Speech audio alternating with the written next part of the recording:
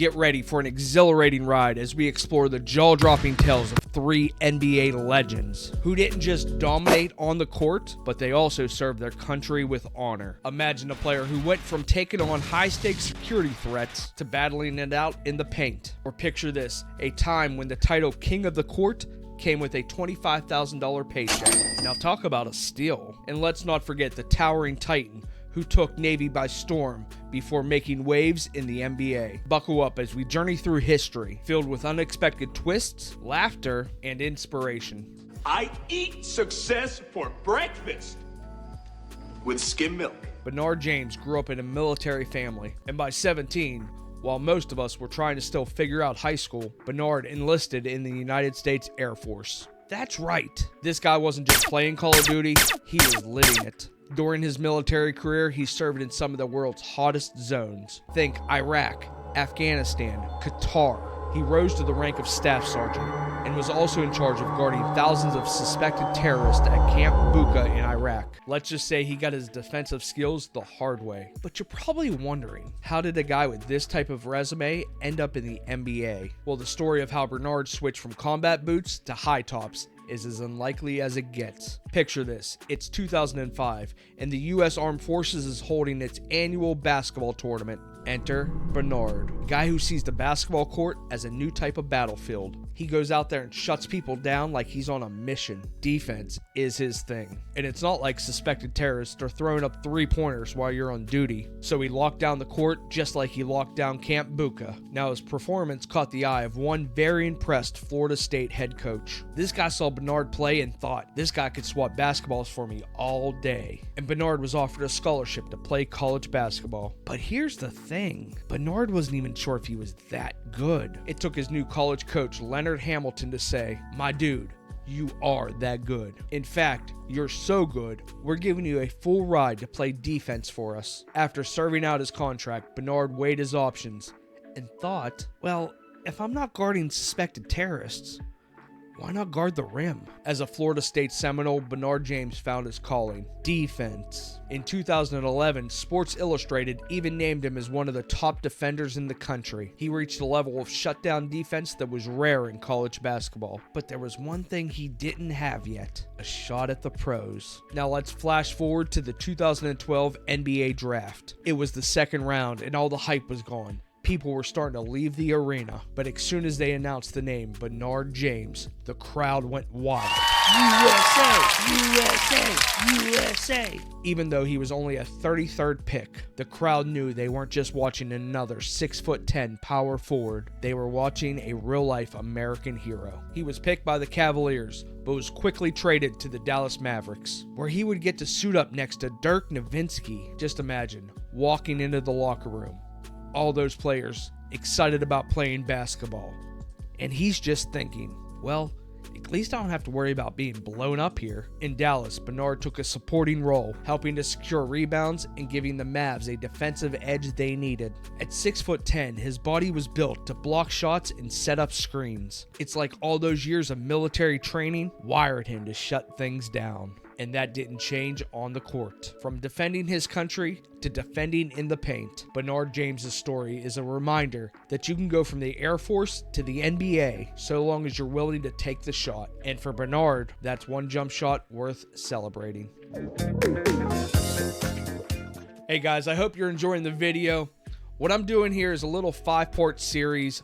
It's going to be leading up to Veterans Day. It's something very near and dear to my heart. So this video is going to be veterans in the NBA and then so on and so forth with each major league going forward. And then on Veterans Day itself, I'm going to have a special episode about a story that's very personal to me, something that I've heard growing up and that I've really loved to hear and that I want to share with you guys. So you guys stay tuned, enjoy the video, and check out the rest of the series coming up soon.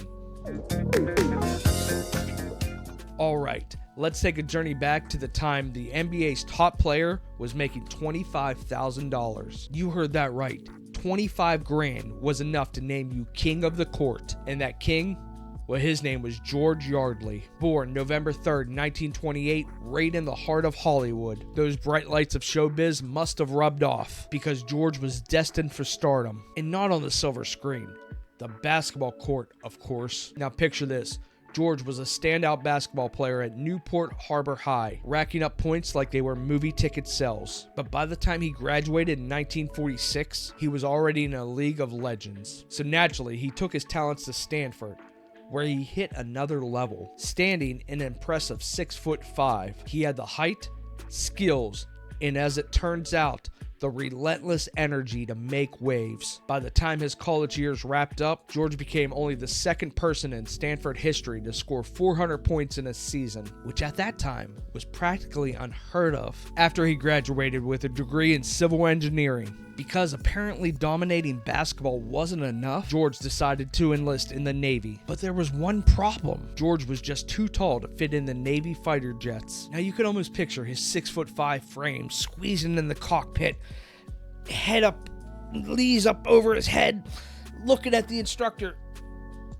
Is this gonna work? So the Navy did what any smart organization would do. They stationed him on land at Los Alamos Naval Air Station and let him play basketball. It turned out to be a winning strategy. Los Alamos took home the All-Service Basketball Championship during Yardley's service. And finally, in 1953, it was time to bring those talents to the NBA. George kicked off his professional career with the Fort Wayne Pistons, which eventually led him to the Detroit Pistons and then to the Syracuse Nationals. And for those of you who are used to the multi-million-dollar NBA salaries, hold on to your seats. In 1957, Yardley signed a $25,000 contract, making him the highest NBA player in history. Now in today's league, that will barely cover a fine. During the 57 season, Yardley became the first NBA player to score 2,000 points in a season, doing so in only 72 games. Not only did he have a sharpshooter's touch, but Yardley was known for his grit on the court. He was a hard-nosed player, which translates into today's game, don't mess with him if you value your ankles. Every year except for his rookie season, Yardley made the All-Star team. But here's where the story takes a turn worthy of a Hollywood movie. George made a promise to his wife that he would hang up his cleats when his children were old enough to start school. True to his word, he retired in 1960 after an amazing 7-year NBA career with just shy of 10,000 points. That's right, he ended with 9,998 points. Can we get this man another shot? Now, his legacy didn't end there.